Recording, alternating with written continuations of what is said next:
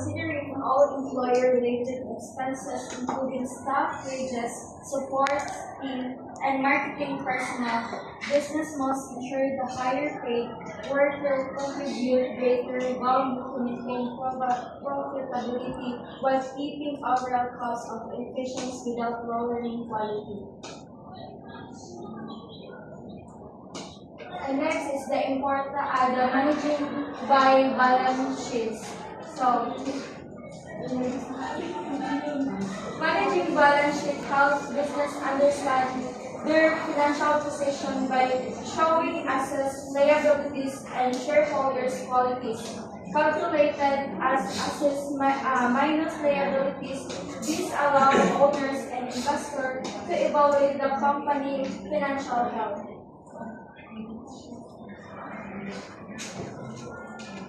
And next is managing cash flow. Cash flow is a comparison of cash on hand to bills due in the near future. Accounts payable money due to the business. Accounts receivable money the business owes others. Managing cash flow focuses on tracking the movement of money in and out of business. It ensures that there is enough cash available to pay short-term obligations while monitoring accounts payable and receivable for better financial control. Managing by operational budget. Operating budgets forecast expenses a business must incur to achieve targeted sales revenues. Operating budgets are income statements prepared for a future date. Sales are a company's revenue. Operating budgets forecast expenses a business must incur to achieve targeted sales revenues. Managing by operational budget involves the future income and expenses to achieve a sales target. It includes understanding features like sales, variable costs, conversion costs, and common costs, helping business control spending and improve financial performance. See.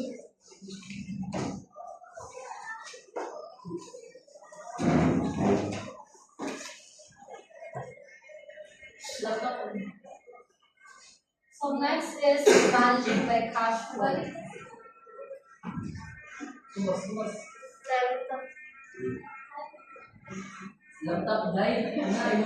Ay, sorry! Wala. Ako madami yun pa ako ni. Ha? Hindi ako.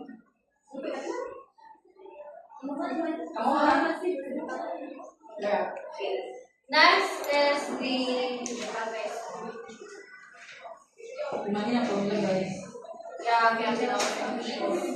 so next is the calculating labor costs. So labor costs are all monies paid to employees to run the business.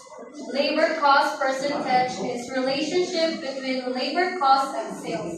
So labor cost is it refers to all the money paid to employees to run the businesses, like salaries, wages, and benefits.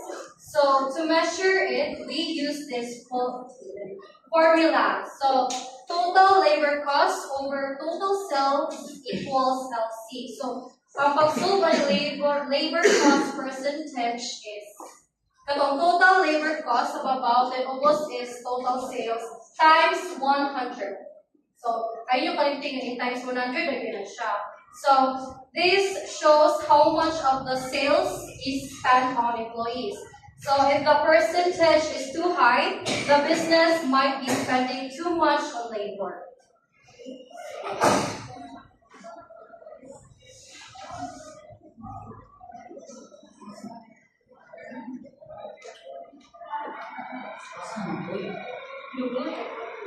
So in summary, about labor cost percentage is that a business must earn more than it spends to survive. This means sales or revenue should always be higher than cost. Cost includes things like food, labor, and utilities. So some costs change depending on sales or variable costs, while others stay the same for fixed costs. So, as mayor, sa gingon ni mayor ganina nga, dili siya always na-fix ang yung price or para sa atong fund ron, sa atong kalimutan, sa atong dagat sa itong panahon ron, nga nagtaas na ang mga price, nagtaas na ang mga palikunon. So, hindi siya always fixed cost. So, good businesses control their costs to keep profits high. So, if costs are manageable, the business becomes more successful. Yo.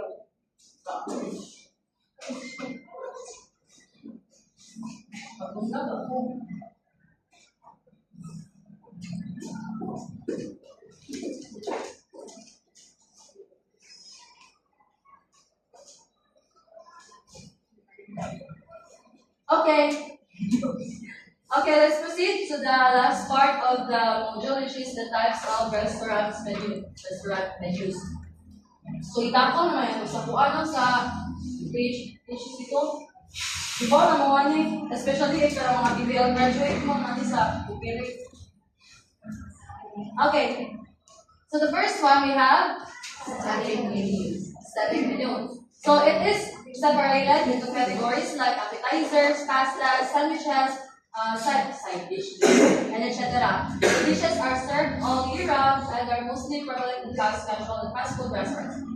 Excuse me. So static, from the word itself, static, so di siya ma-usog. So steady lang. Like, kung saan na mga menu sa fast food restaurants, like McDo, Jollibee, di ba? Everyday na ako fried chicken. Everyday na manay ka ng drinks. Everyday na spaghetti, ang burger steak, di man nakuha. And aside na lang if naas like specialty and specific na season, kay mag-add sila. But in other terms, our majority, din siya mausog-usog bilang para sa criteria, bitaw nga, kung unsay available ron, may serve na to. Like, maluto, tapos maluto ron, may serve na to. Umaubos siya, may maluto, umauna ko i-serve. So, dili. Static siya, so steady lang ang menu. So, a la carte. It is a la carte, na a la carte. Baka agad na naman sa a la carte. So, it is a French term for according to the menu. So, this menu usually features seasonal fare and offers greater flexibility for ordering when compared to a static menu. So, it offers greater flexibility, which means na, dili flexible, yung kanang sayo ko niha. So, flexibility, which means si customer na siya freedom to choose unsay yung main course, yung side dish, yung dessert, pwede siya nga. Pintahay, ang main course gusto kay meat, yung mabusid po siya sa soup sunod, yung mabusid siya sa dessert, ito niya. So, na siya freedom, pwede i-cross-cross ang kanang yahang orders. Kaya malugaw siya ingani, malugaw siya ingana, pwede ra. So, muna si a la carte. Each item is paid differently. Lahi ang pagbayad ni mo ni meat, lahi ang bayaran na pag mo sa sunod, lahi ang bayaran mo sa rice. So, lahi-lahi sila og presyo. Ang yahang binalikod is kadto si tabledo. Pero niya, ang proceed ko kaysa ito may sunod ba rin. So, we have cycle menu. Kindly read, everyone. Period of time. The menus are repeated. For example, there could be a different menu every day for 2 weeks, and then the menu cycle starts again from the beginning. Okay, one example of that is kanang itong mga office nga na food nila, libre ang food, mga cafeteria nga na, or sa hospital. Sa ito lang ilang food kay lain tudog ka ng mabuna lang na pag-irmi na lang pag ang food mo human. Dito mo recite ka na trabaho. No, sa ito, karon nga like for example, Monday and Wednesday, pariha, sundan. Then Thursday, Friday, Thursday and Tuesday, lahi na po. Then lahi na po si Friday and the Saturday, Sunday na. Or lahi ka ng simanahan, yung simana, lahi na po yung palisan sa mga food. Wala si cycle. And if mahulog na, umuuna na siya nga, lahi ni, balik ang siya uno, lahi na po. Balik ang tumas babaw, ay supos na po na. So, cycle. Like, walang kakapasan. Sana all. No? Balik-balik lang. And, this one.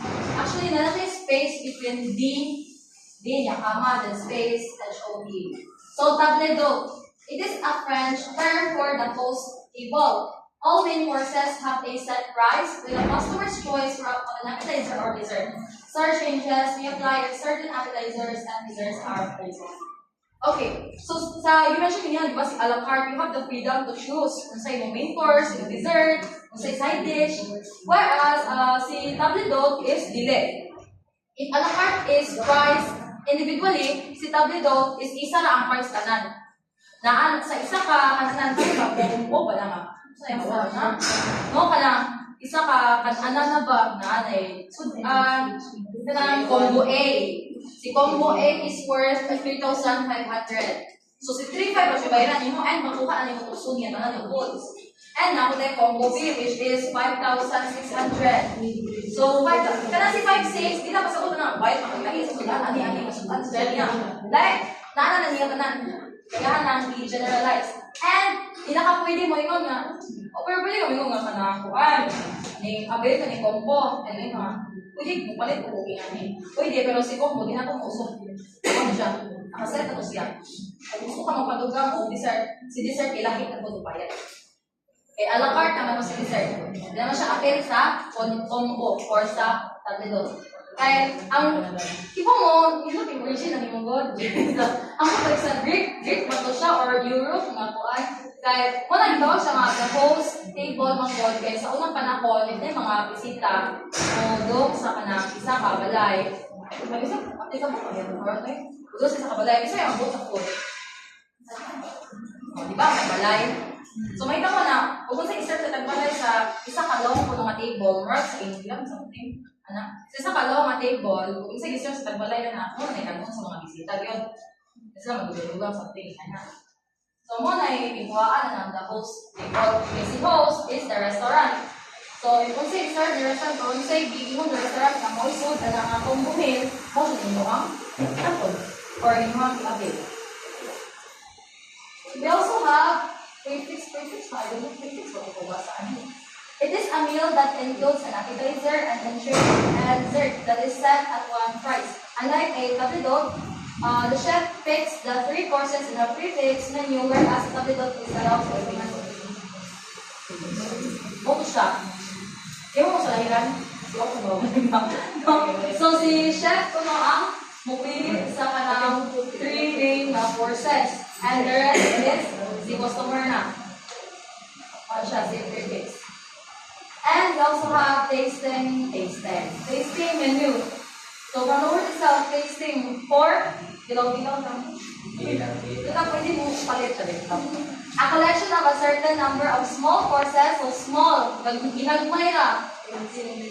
A customer's entire meal tasting menus can be tweaked to fit dietary needs or created a new distinct menu, given the whole tasting menu experience. So, kana mga ginagmay na daghang line-up of foods, but ginagmay na mag-serve.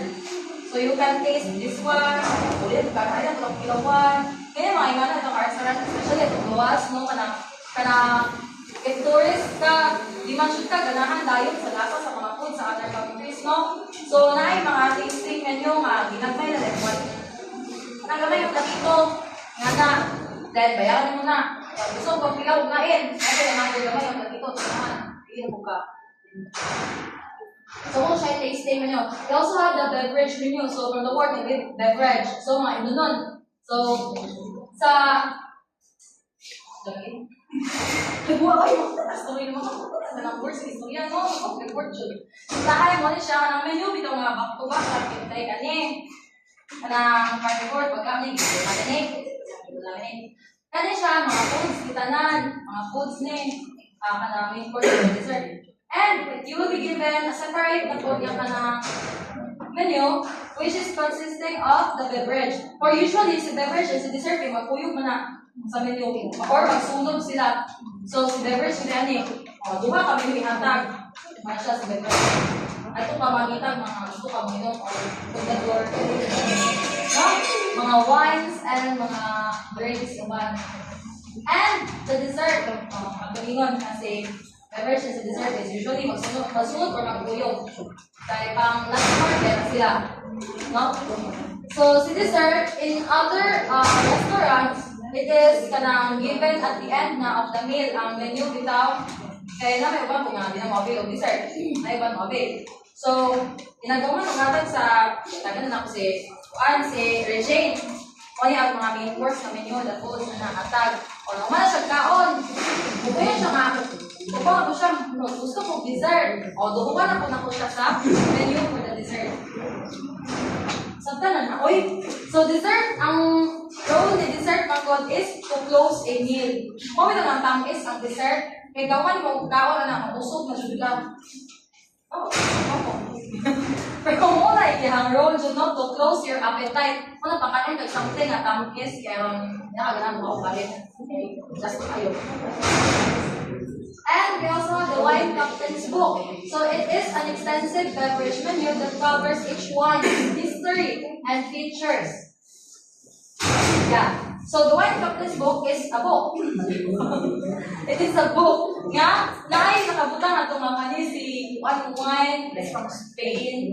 Giduma ni siya during time pa ni Magellan. So makalagay siya. Ana, and I story ano, ato siya gidama sa vineyard, sa kita ng mga grapes.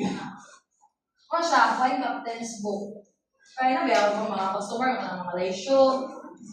I want expensive wine, ana. So, taga sa nga na menu. And you saw the children's menu. So for you, sa kay food sa children's menu. Kindly, ito makaingon ko yan. Ito makaingon, tando kayo nun. So ang food sa children's menu is mga food nga ka nang maka-attract sa mga bata. No?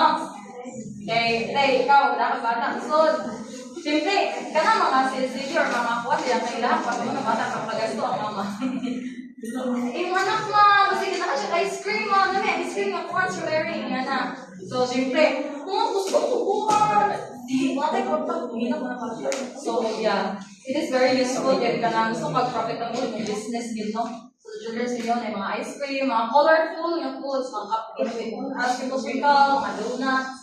Yeah, mga fries and chicken. So, ano siya ang kuwan, mahog sa area of so, for the top dito, na ay banquet. Kami ng banquet? Banquet. Kaya ka magkaon, ka ng kasal, ka ng, tawag ka ng, wait ka na, tindang catering. Catering. O kung sige, ipakater sa pinasal, syempre, di nakakabuot ka na. Tabletot na jud na. Lain mo yung mga, alam ko, ano? Di, pwede mo. Order mo. Hindi nga na. So, nakapix na siya. Hindi mo pwede labutan. Or buffet. Kaya kung sige, offer na sa tubangan mo, mauna jud na. Hindi na ka pwede mag-buot pa din ha. Coffee houses and cyclical menu. So, a la carte natin mga breakfast menu, lunch menu, dinner, California, ethnic specialty. So, specialty, itong may specific na theme ng restaurant, like Italian, room service, and lunch. And other times, aesthetic, the dojo. Kasi dojo menu. Ano sa ating? Shitura ba? Dojo. Dojo means dojo kita, or in other terms, the chalkboard menu, or the daily menu, which is one change every day. Dojo. Kasi dojo, ganit. Good French. And wine of dessert. Yeah, mauna ko siya. Yeah, gusto. Mag-quiz na ta.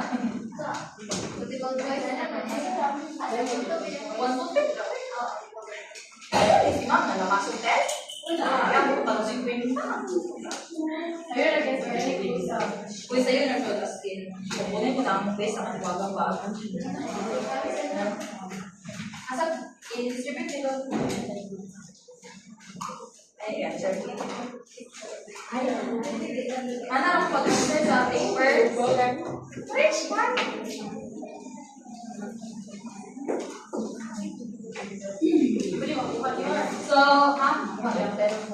So, read the instructions carefully and ano ang answer sa paper may provide.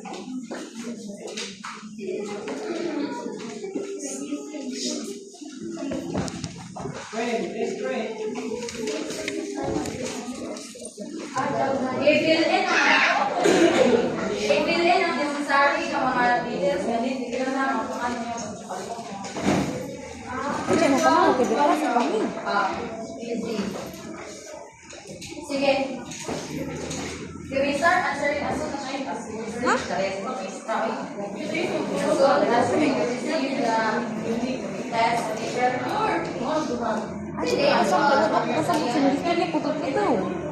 Oh, basta ang instruction, Gina. So, supply what is asked by arranging the jumbled letters in each item. Be sure to write your answers in all capital letters in the space provided. You will be given 10 minutes. 10 minutes to answer that. Sorry kung keep sila yung mga modules, guys. Yes. Asa reporters? Balik, one time eh. Reporter, manding ka lang yun. And inagot pa rin yung phone. Give away your polygons. Yeah. Stand by your reporters. Ganun ka lang ang IG8 ng control dyan.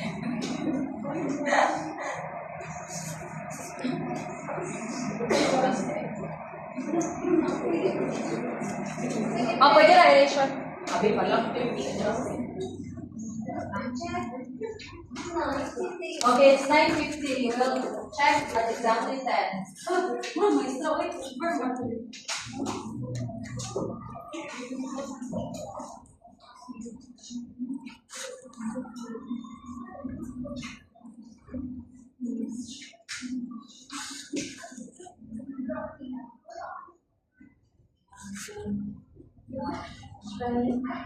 Nanong, may extend naman ang mga liog na.